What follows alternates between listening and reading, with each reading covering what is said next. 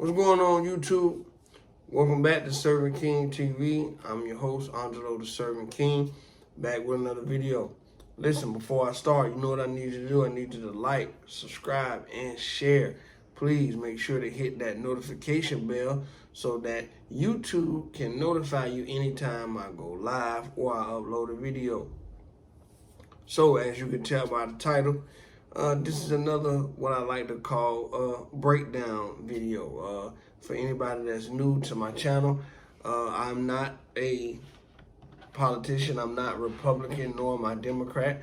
So my videos and my views are not to persuade you either way. I am not a Democrat nor am I Republican. I was once both. But now I'm independent. I've been that way for the last 5 years.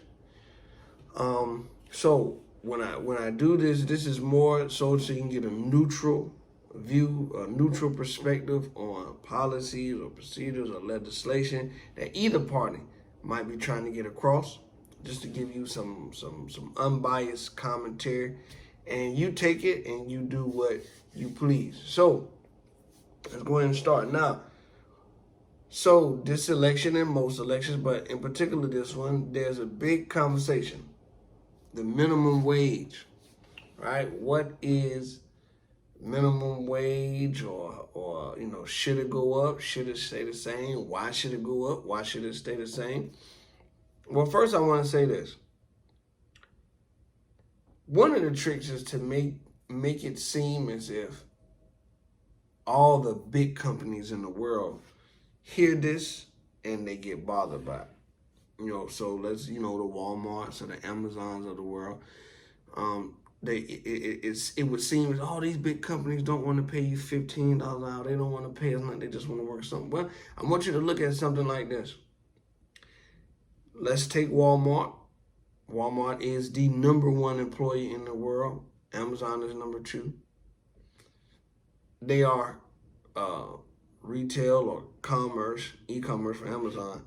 Let's say you take me, Serving King. So now I have the Serving King shopping store, right? Everyday low prices, right? You got me, you got my small business, and then you got Walmart. Well, think about this. If minimum wage is raised, now, would these companies like it? Would Walmart and Amazon like it? Well, probably not, because, right, it digs a little bit more to their pockets. But understand something. They can take it. See, Walmart and Amazon, whether they would like it or not, they can actually pay, right, the entry-level employees $15 an hour. They might make some cuts. Some people might lose their job in the process, of course, but they're able to pay it. But you take me or Johnny or Sally, who has their own grocery store, they can't afford it. See, the small business owner can't afford it. Watch this, and I want you to understand something. This is the domino effect that comes with this type of stuff. Johnny can't afford that. So what happens? Johnny has to either cut employees and cut down and either use one, which they're probably going to overwork that one, can't pay that one. That one quits, right? And then ultimately, what happens with Johnny's grocery store? What ultimately happens? It's shut down. Now, this is not every situation. This is I'm giving you the masses though of what could happen. Johnny or Serving King's grocery store, we can't afford that. We can't afford the $15 an hour. So what Walmart and Amazon knows is once I go out of business, that's another market share that they cover. Now the loyal customers that I had that were maybe they were shopping with me just because I was a small business, just because I was a hometown hero, whatever the case was, they were shopping with me. Now what happens? Walmart snatch up those customers because you got to go somewhere to get your groceries, right? You got to go somewhere else to get your goods, your supplies. What happens? Walmart, Amazon, they take that market share. Then what comes to you is, oh, big businesses are wiping out the small businesses. They're not giving it. They're not letting anybody else grow. But see, what happens a lot of times is the policies that are put in place, and then there's a spiral effect. And then big companies, because they have the capital, because they have the market share, they come out on top.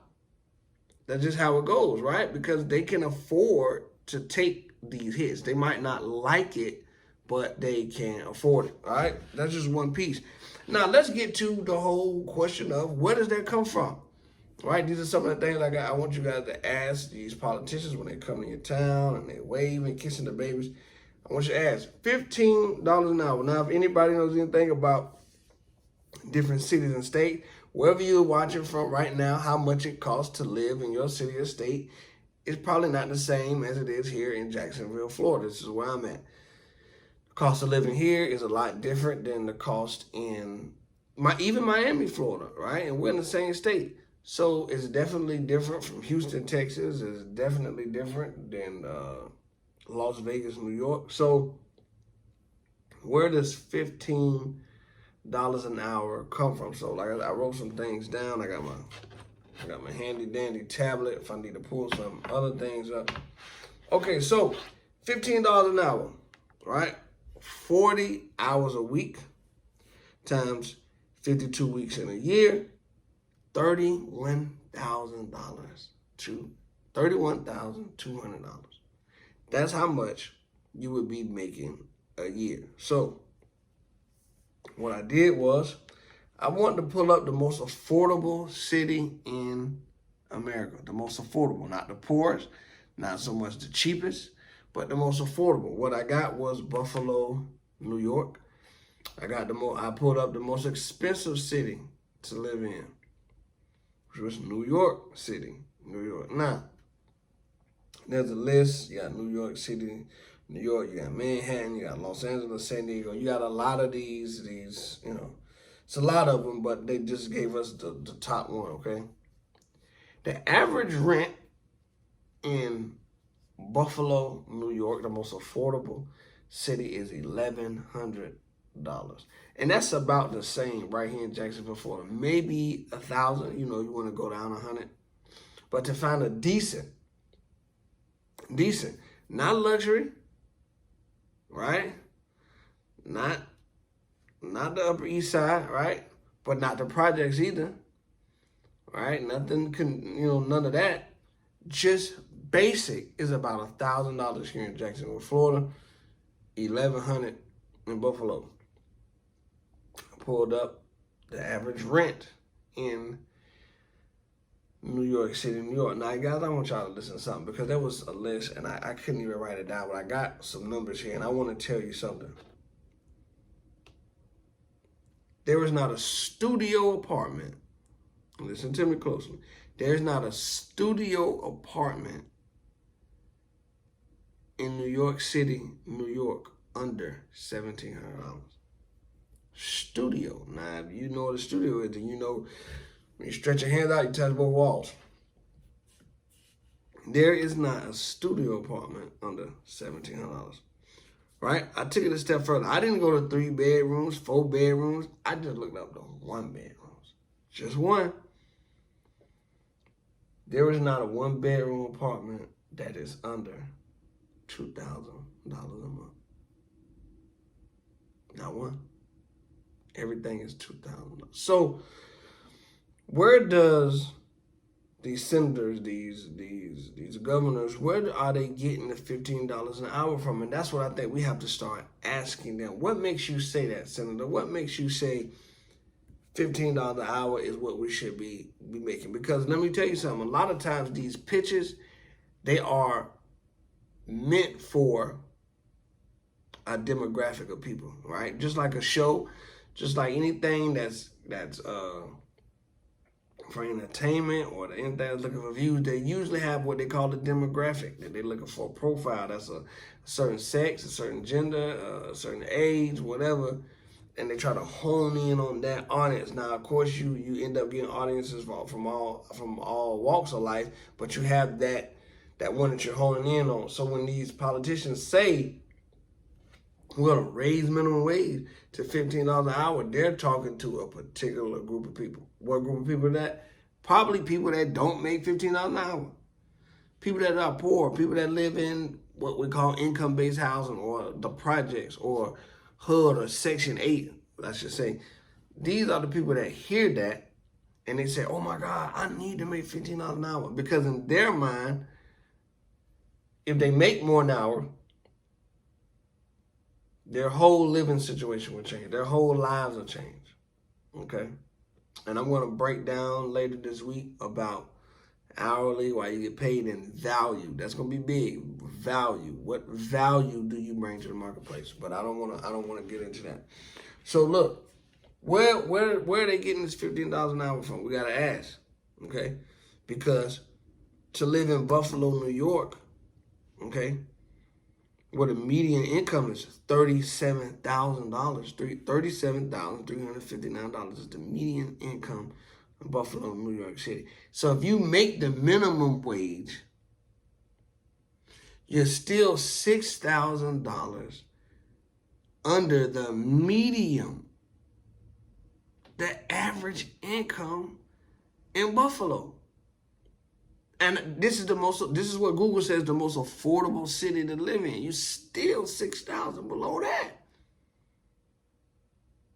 So once again, as far as the numbers that the government give us, you're making minimum wage. You're not making a livable wage. You understand? You're not making enough to live off of. You're still behind. So should we be shooting for a minimum wage, or should we be asking these politicians to pass legislation that gives us enough to live off of? To live off of, okay? And when I say live off of, understand this. It's your job as a human being to strive for more, okay? Now, like I said, I really don't want to dig too deep into my one of my future videos, which is going to be about value and what you bring to the marketplace. But I do want you to understand that a lot of times these pitches and these sayings is only to capture the mind of people who don't think. They say $15 an hour. Why? Because they know people that want that are not going to even look any deeper into why 15. What made them come on 15? Why not 20? Why not 17? Why not 13? Whatever the case is, they know that the group of people that they're looking for is not going to even search. They're not going to even ask what difference would $15 an hour will make. If McDonald's has to pay the person that drops the fries $15 an hour, I can guarantee you the price of fries is going to go up. I can guarantee you the number of fries sold a day is going to go down. I guarantee you the amount of people that McDonald's hires is going to go down. And I can also guarantee you the amount of people that's working for McDonald's will get fired. It's a fact. Also, look at what's going on, right? With these kiosks and things like that, especially in my city, everything is self-serve. It's automated. Companies are going to that, right? Why? It's cheaper. It's cheaper. I don't have to pay a machine $15 an hour because they're tired of this. I don't have to give a machine health care and insurance. I don't have to. So big companies, whether you like them or not, they're going to adjust. They can take the heat. They can take the hit. Okay? So, once again, let's start asking the questions. Write your local congressman. It's $15. Why do we need 15? I know why you want 15 because you think that everything's going to change. But what about 15? What made you decide that $15 an hour was what we were going to shoot for, okay? Look, guys, I want you to dig into this, man. Start educating yourself, okay? This is not to persuade you to go vote Democrat. This is not to persuade you to go vote Republican, conservative, or liberal, whatever you call yourself, whatever side of the coin you consider yourself to be on. I just want you to start asking questions, getting clarification on what they're saying. Are they saying stuff just to play with me? Or are they actually saying something that's going to change my life? Because we just seen a minimum wage might not so much be a livable wage. All right? All right. Look, man, y'all know I'm going to say it and I'll say it and say it again. Like, subscribe, share, and make sure you hit that notification bell so YouTube can let you know anytime I upload a video or I'm going live. All right, y'all.